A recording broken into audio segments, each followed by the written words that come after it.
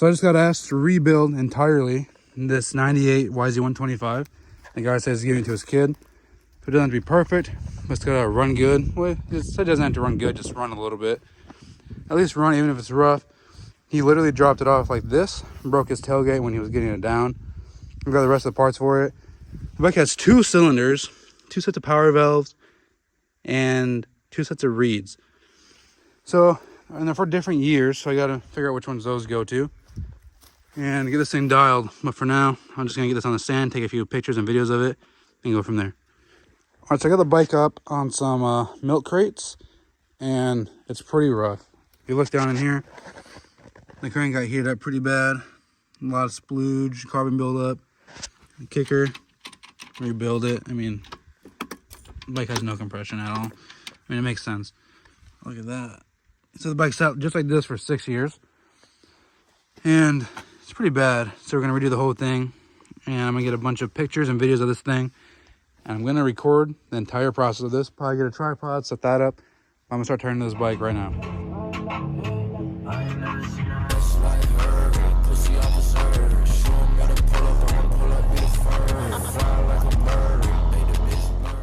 So the radiators are almost already off. I'm just gonna go ahead and pop these off real quick. So I got the radiators off the bike, and they were both held on by 2 bolts. Well, yeah, 2. One on the left side, one on the right. And they're not that bad. And they're pretty straight. This one's a little bit bent, just got popped over that tad to the right a little bit more. That'd be pretty straight. And these are pretty dirty, so we'll get those cleaned up before we put them back on the bike. But now, I think it's time we go ahead and get off this subframe. So we got the carb off.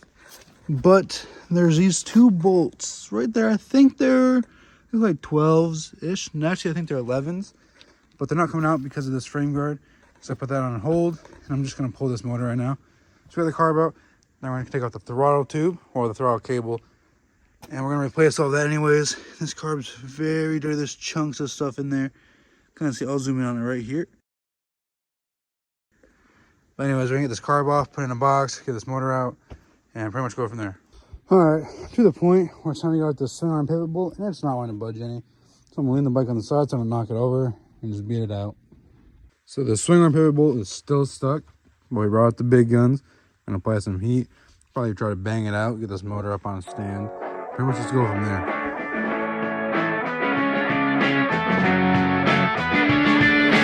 Galaxy Lake.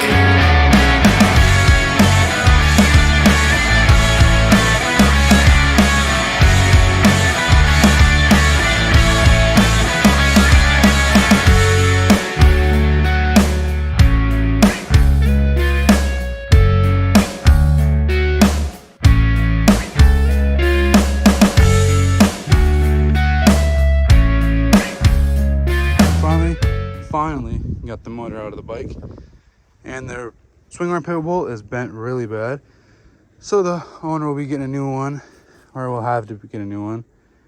And we're not going to take the bike any further from here. We're pretty much just going to clean it up, maybe repaint the sides, get the rust off, repaint the sides, pretty much run it, clean up the forks some. I'm not taking it all apart if I don't have to. I mean, I already did.